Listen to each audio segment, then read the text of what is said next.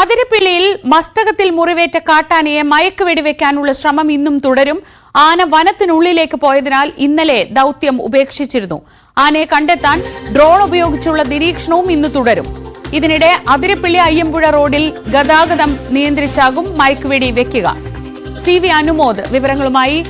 Anumod, good morning. ഇന്നലെ ഏതാണ്ട് ദൌത്യം വിജയിക്കുന്നതിന് തൊട്ടടുത്തെത്തി. മയക്കുവെടി വെച്ചു എന്ന് വരെ പലയിടത്തും വാർത്തകൾ വന്നിരുന്നു. അങ്ങനെ എത്തിയ സമയത്താണ് ആന റിസർവ് വനത്തിനുള്ളിലേക്ക് കയറിപ്പോയതും ഈ സംഘത്തിന്റെ ദൗത്യ സംഘത്തിന്റെ ഒരു നിരീക്ഷണ പരിധിയിൽ നിന്ന് പുറത്തേക്ക് പോയതും. ഇനി ആനയെ കണ്ടെത്തുക എത്രത്തോളം ശ്രമകരമായ ദൗത്യമാണ്, ഏത് മേഖലയിലാണ് ഇതുള്ളത് എന്ന് ഐഡന്റിഫൈ ചെയ്യാൻ കഴിഞ്ഞിട്ടുണ്ടോ?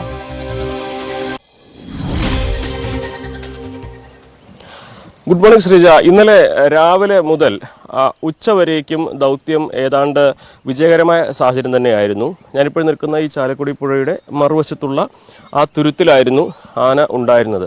നമ്മൾ ഇന്നലെ രാവിലെ ദൃശ്യങ്ങളെല്ലാം നൽകിയിരുന്നത് ആ മറുവശത്ത് നിൽക്കുന്ന തുരുത്തിൽ നിൽക്കുന്ന ആനയുടേതായിരുന്നു. എന്നാൽ അവിടെ നിന്ന് ആനയെ മയക്കുവെടി വയ്ക്കാൻ കുറെ കൂടി അനുയോജ്യമായ റബ്ബർ പ്ലാന്റേഷൻ മേഖലകളിലേക്ക് എത്തിക്കാനുള്ള ശ്രമമായിരുന്നു വനംവകുപ്പിൻ്റെ ഭാഗത്തുണ്ടായിരുന്നത്.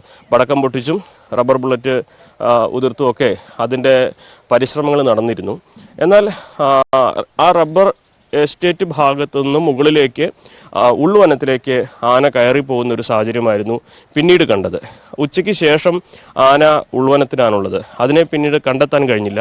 ഇന്നലെ വൈകുന്നേരം ഡ്രോൺ ഉപയോഗിച്ച് പരിശോധിച്ചു.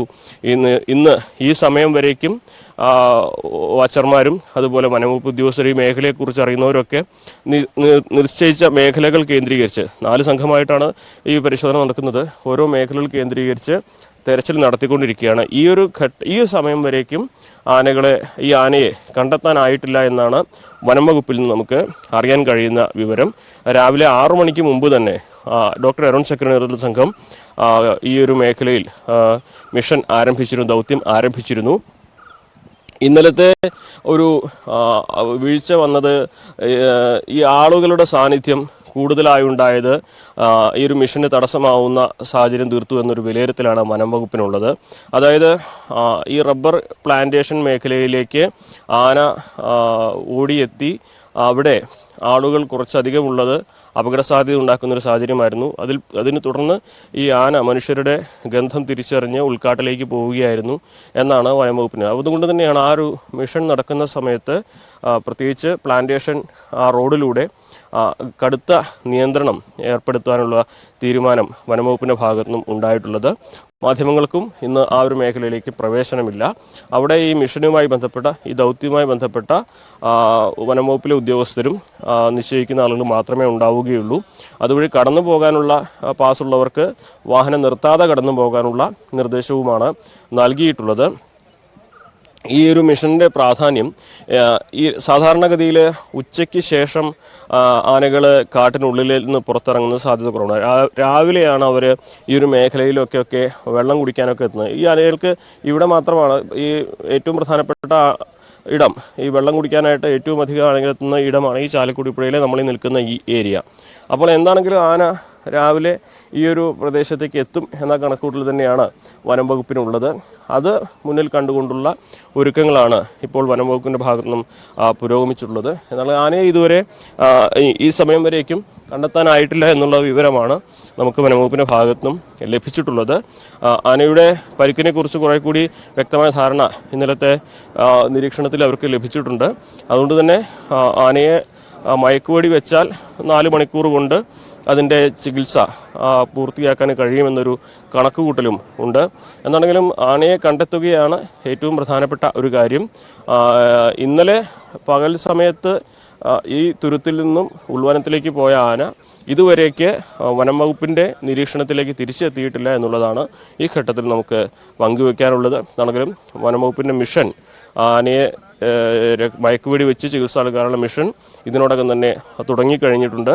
ഇന്ന് പൂർത്തീകരിക്കാനാകുമെന്നൊരു പ്രതീക്ഷയാണ് വനംവകുപ്പ് പങ്കുവച്ചിരുന്നത്. പക്ഷേ ആനയെ കണ്ടെത്തുകയാണ് പ്രധാനം. അതിൻ്റെ തീവ്ര പരിശ്രമമാണിപ്പോൾ ആ മേഖലയിൽ പുരോഗമിക്കുന്നത്.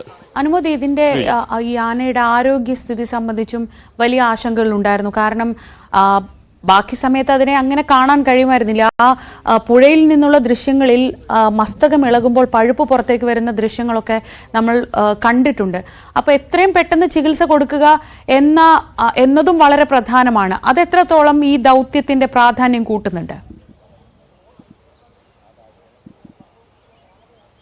ശ്രീജ, അതാണ് ഏറ്റവും പ്രധാനപ്പെട്ട ഒരു കാര്യം. ഈ ആനയുടെ ആരോഗ്യസ്ഥിതി, ആനയുടെ മസ്തകത്തിലെ മുറിവിൽ നിന്നും പഴുപ്പ് വരുന്നൊരു സാഹചര്യമുണ്ട്. ആനയുടെ ശരീരത്തെ, ആരോഗ്യസ്ഥിതിയെ അത് ബാധിച്ചു തുടങ്ങുന്നുണ്ട്. ആനയുടെ പിൻകാലുകൾക്കൊക്കെ അതിൻ്റെ ക്ഷീണം വന്നിട്ടുണ്ട് എന്നാണ് വനംവകുപ്പിലെ ഉദ്യോഗസ്ഥർ ആനയെ ഇന്നലെ തൊട്ടടുത്ത് കണ്ട അതിൻ്റെ ആ ദൗത്യത്തിൽ പങ്കെടുത്ത ഉദ്യോഗസ്ഥരൊക്കെ പങ്കുവയ്ക്കുന്ന ഒരു വിവരം. അതായത് ഈ ഒരു മുറിവ് ആനയുടെ ആരോഗ്യത്തെ ക്രമേണ ബാധിച്ചു തുടങ്ങുന്ന ഒരു സാഹചര്യം ഉണ്ടായിട്ടുണ്ട് എന്നുള്ളതാണ്. പഴുപ്പ് പുറത്തേക്ക് വരികയാണെങ്കിൽ ഉള്ളിൽ എത്രമാത്രം പഴുപ്പുണ്ട് എന്നുള്ളത് കൂടി വലിയ ആശങ്ക നൽകുന്ന ഒരു കാര്യമാണ്. മാത്രമല്ല, ഇതിന് ഈ ഒരു മേഖല വിട്ട് ഉൾക്കാട്ടിലേക്ക് പോയി കഴിഞ്ഞാൽ ഒരുപക്ഷെ ഭക്ഷണവും വെള്ളവും ഇതുപോലെ സുലഭമാകുന്ന ഒരു സാഹചര്യവും ആയിരിക്കില്ല. അതുകൊണ്ട് തന്നെയാണ് ആനയെ കണ്ടെത്തിയിട്ട് ചികിത്സ നൽകിയില്ലെങ്കിൽ അതിൻ്റെ ജീവൻ അപകടത്തിലാവുന്ന ഒരു സാധ്യത ഉണ്ട് എന്ന നിഗമനത്തിൽ വനംവകുപ്പ് ഇപ്പോൾ ഈ ഒരു മിഷനുമായിട്ട് വന്നിരിക്കുന്നത്. എന്താണെങ്കിലും മുറിവ് ആഴമുള്ളതാണ്, പഴുപ്പ് കൂടുതലുണ്ട് എന്നുള്ളത് തന്നെ അതിൻ്റെ ഒരു ഗൗരവം വ്യക്തമാക്കുന്നതാണ്. ഈ ഒരു ഘട്ടത്തിൽ ആനയ്ക്ക് ചികിത്സ നൽകാൻ സാധിച്ചില്ലെങ്കിൽ അതിൻ്റെ ആരോഗ്യം കൂടുതൽ മോശമാവുകയും ഒരുപക്ഷെ ജീവൻ തന്നെ അപകടത്തിലാവുന്ന അവസ്ഥയിലേക്ക് എത്തുകയും ചെയ്യും. അതുകൊണ്ട് തന്നെ ഏത് വിധേനയും അതിനെ കണ്ടെത്തി മയക്കുവെടി വെച്ച് ചികിത്സ നൽകാനുള്ള എല്ലാവിധ പരിശ്രമവും ഉണ്ടാകുമെന്നാണ് വനംവകുപ്പ് വ്യക്തമാക്കിയിട്ടുള്ളത്. ആ മിഷൻ 2ാം ദിവസം അതുകൊണ്ട് തന്നെ വിജയകരമായി പൂർത്തീകരിക്കാനാകുമെന്നൊരു ശുഭാപ്തി വിശ്വാസമാണ് പങ്കുവയ്ക്കുന്നത്. അതിന് പ്രധാനപ്പെട്ട ഒരു കാരണം ആനയുടെ സ്വഭാവം മനസ്സിലാക്കിയിട്ടുണ്ട്. ആനയുടെ പരിക്കിൻ്റെ ഒരു രീതി എത്രമാത്രം ഉണ്ടെന്ന് മനസ്സിലാക്കിയിട്ടുണ്ട്. ഇന്നലെ ഈ ഒരു മിഷന് തടസ്സമായിരുന്ന ആൾക്കൂട്ടം സാന്നിധ്യം അത് പൂർണ്ണമായിട്ട് ഒഴിവാക്കിയിട്ടുണ്ട്. ഡ്രോൺ ഉപയോഗിച്ചുള്ള മറ്റ് സംവിധാനങ്ങൾ ഉപയോഗിച്ചുള്ള തെരച്ചിൽ ഇന്ന് രാവിലെ മുതൽ തന്നെ തുടങ്ങിയിട്ടുണ്ട്. അതുകൊണ്ട് തന്നെ ഇന്ന് ഈ ഒരു മിഷൻ പൂർത്തീകരിക്കാനാകുമെന്ന പ്രതീക്ഷ തന്നെയാണ് വനം വകുപ്പ് പങ്കുവയ്ക്കുന്നത്. ശരി, അനുമോദാണ് ആതിരപ്പള്ളിയിൽ നിന്ന് വിവരങ്ങൾ നൽകിയത്. മസ്തകത്തിൽ പരിക്കേറ്റ കാട്ടാനയ്ക്ക് ചികിത്സ നൽകാൻ വേണ്ടി ഉള്ള ശ്രമങ്ങളാണ് ഇപ്പോൾ പുരോഗമിക്കുന്നത്. ഡോക്ടർ അരുൺ സക്കറിയുടെ നേതൃത്വത്തിലുള്ള ദൗത്യസംഘം ഇപ്പോൾ ഏറ്റവും ആദ്യം ശ്രമിക്കുന്നത് ഈ ആനയെ എവിടെയാണ് ഉള്ളത് എന്ന് കണ്ടെത്താനാണ്. അതിനുശേഷമായിരിക്കും മറ്റ് കാര്യങ്ങളിലേക്ക് കടക്കുക.